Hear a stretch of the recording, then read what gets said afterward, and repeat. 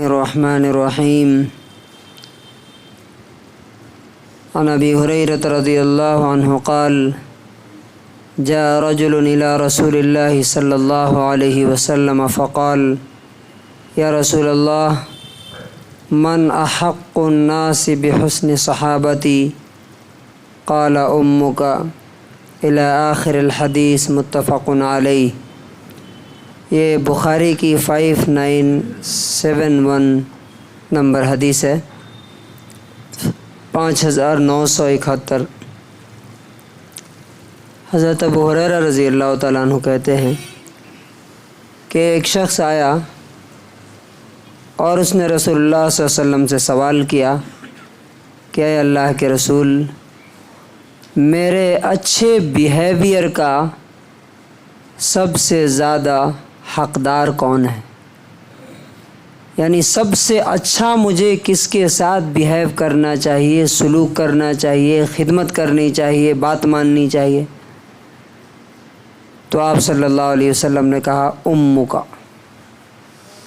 تمہاری ماں۔ قال ثم من، اگلا سوال اس نے کیا اس کے بعد کون؟ پھر آپ نے کہا امک، تمہاری ماں۔ پھر تیسری بار ریپیٹ کیا ثم من، اس کے بعد کون؟ تو کہا امک، تمہاری ماں۔ 3 بار کس کے بارے میں کہا؟ ماں کے بارے میں۔ اس کے بعد کہا ثم من، چوتھی بار تو کہا ابو کا، تمہارا باپ۔ اس حدیث سے ہمیں کیا سیکھنے کو ملتا ہے کہ دنیا میں دیکھیے کبھی کبھی کیا ہوتا ہے، ہم دوسرے لوگوں کی بہت زیادہ کیئر کرنا شروع کر دیتے ہیں، دوستوں کی، فلاں کی، ماں باپ کو کیا کرتے ہیں؟ بھول جاتے ہیں۔ لیکن ماں باپ کیا ہوتے ہیں یہ انسان کو اس وقت پتہ چلتا ہے جب وہ خود باپ بنے یا کوئی عورت ماں بنے۔ ایک بچے کو پال کے بڑا کرنا دنیا کا سب سے مشکل کام ہے، سب سے مشکل کام۔ میں دیکھتا ہوں، اور واقعی جو اللہ تعالیٰ نے کہا کہ جب 40 برس کی عمر تک پہنچا تو وہ دعا کرنے لگا کہ اے میرے رب اوزعنی ان اشکر نعمتک التی انعمت علی وعلی والدی، کہ ماں باپ کے ساتھ حسن سلوک کی سمجھ جو ہے تھوڑی عمر گزر جانے کے بعد آتی ہے۔